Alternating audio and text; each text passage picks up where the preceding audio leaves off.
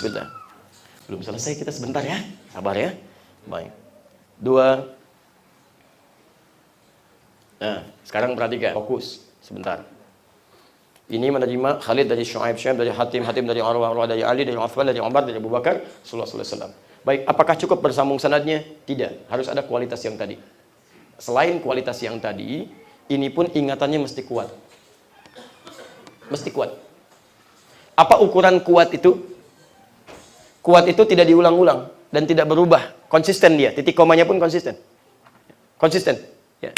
Misal, saya sampaikan kalimat begini. Saya ulang aja ya, kalimat yang kitab Sahih Al-Bukhari.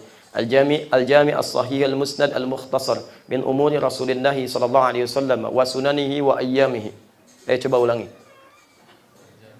Al-Jami' terus As-Sahih terus. Pelan-pelan.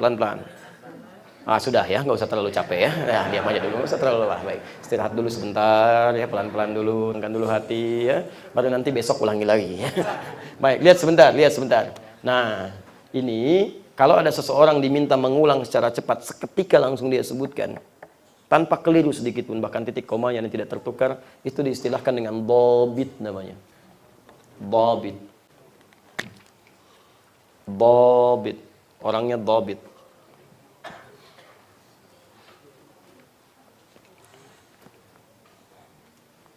Dhabit.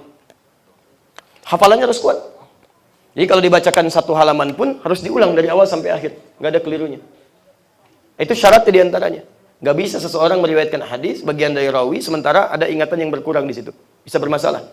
Itu kalau beda sedikit saja, bisa lupa titik koma aja, lupa titik dan koma, status hadisnya akan turun dari hadis sahih menjadi hadis hasan namanya. Hasan, antum pernah dengar istilah hasan, kan?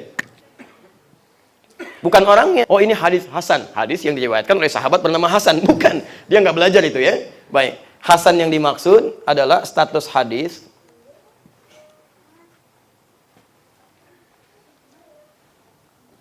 Status hadis yang terpenuhi semua unsur sahih kecuali ini aspek ingatan yang berkurang. Tapi berkurangnya nggak parah. Paling beda titik jadi koma gitu kan. Taib. Atau kalimat misalnya fa jadi waw dan sebagainya. Taib. Itu turun status hadis dia dari sahih menjadi hasan. Imam Al-Bukhari itu saking dhabitnya, saya mau lukiskan ya. Itu Masya Allah. Satu kali diundang oleh ulama di Irak. Ada undangan. Undangannya jamuan biasa. Datang Al-Bukhari masih muda. Begitu datang ke ruangan, ternyata Masya Allah sudah disiapkan ruangan melingkar seperti ruang sidang. Ya, kayak letter U begitulah. Seperti ini. Diberikan satu kursi di sini. Ternyata beliau mau diuji, Pak. Datanglah ke sini, duduk di sini, Masya Allah. Di sini sudah duduk 10 ulama, ahli hadis semua. Ahli hadis. Karena terdengar kabar ada seorang pemuda jenius, menyampaikan hadis, ingatannya kuat. Nah, ini dicek oleh para ulama, benar nggak? Khawatir jadi fitnah nanti dalam kehidupan. Ya kan? Nah, inilah kaidah-kaidah adab-adab dulu. Ulama-ulama kita itu sering mudzakarah.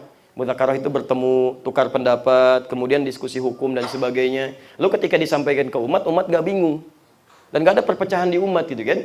Karena semua menyampaikan, oh ini kalau ikut yang saya dalilnya ini. Begitu disampaikan ke masyarakat, ini loh, ini seperti ini. Kalau Anda mengamalkan begini, dalilnya seperti ini. Ikuti Syekh si fulan. Ini begini, ikuti Syekh si fulan. Jadi dari atasnya juga baik, ke bawahnya juga nyaman. Ini yang saya pikir, saya rindukan ini nih. Saya 5 tahun di Indonesia, saya belum menemukan proses mudzakarah begini.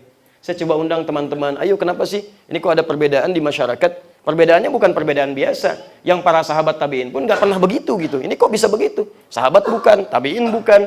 Kadang-kadang hafal Quran juga enggak. Tahu hadis juga enggak. Kok udah ribut? Ada masalah apa ini? Kita lihat, kan? Oh, berarti mengerucut ke atas di sumbernya nih. Barangkali nggak pernah ketemu. Ya, mungkin ada baiknya teman-teman kalau misalnya menemukan perbedaan-perbedaan di bawah, coba ustadznya undang. Diskusi di situ gitu kan. Pelan-pelan. Apa yang keliru nih? Jangan-jangan sama-sama sunnah. Ini sunnah, itu sunnah. Ya, teman barangkali belum ketemu di manhaj, bukan manhaj di madhabnya. Karena barangkali belum kelihatan, oh ini mungkin ini. Boleh Anda ingin menyampaikan sikap hukum pribadi, nggak ada masalah. Tapi jangan sampai menutup hukum yang bisa berlaku bagi orang lain. Beda antara sikap hukum dengan hukum. Hukum untuk sujud ada 2, bisa menggunakan telapak tangan, bisa dengan lutut. Sikap hukum Anda pilih. Karena nggak mungkin misalnya Anda mempraktekkan kedua-duanya.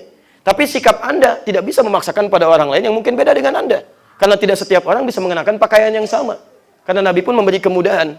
Nah, ini yang kadang-kadang jadi persoalan. Ada orang ingin mempertahankan pendapatnya si fulan dengan misalnya menolak yang lainnya. Itu yang jadi masalah. Ya, kenapa tidak bertemu satu lain, kemudian berdiskusi di situ, sampaikan dengan baik dan cair kehidupan. Ya, Anda kan tidak akan pernah ditanya tentang ibadah orang lain, tapi ibadah pribadinya. Ya, jadi kalau Anda misalnya belajar, kemudian ibadah masih mikirin orang, sementara sendirinya belum bagus, ada yang salah dalam prakteknya itu.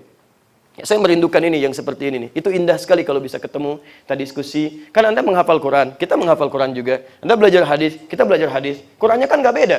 Qurannya sama, hadisnya sama. Kenapa kemudian jadi pada beda di bawah? Dan pada rame. Ya, ada sesuatu pasti yang harus diluruskan di sini. Ya, harus jangan buang-buang energi lah dengan memikirkan sesuatu yang nggak harus dipikirkan.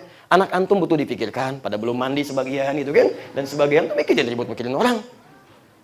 Halo, jelas? Alhamdulillah ya. Ini belum kita jelaskan yang ini ya. Tiba-tiba kemudian diuji, dikasih 10 pertanyaan. 10 pertanyaan ini dari setiap orang. Ini 110, 110, 110. Kali 10 berapa? 100. Setiap satu pertanyaan itu menyampaikan hadis plus dengan sanadnya.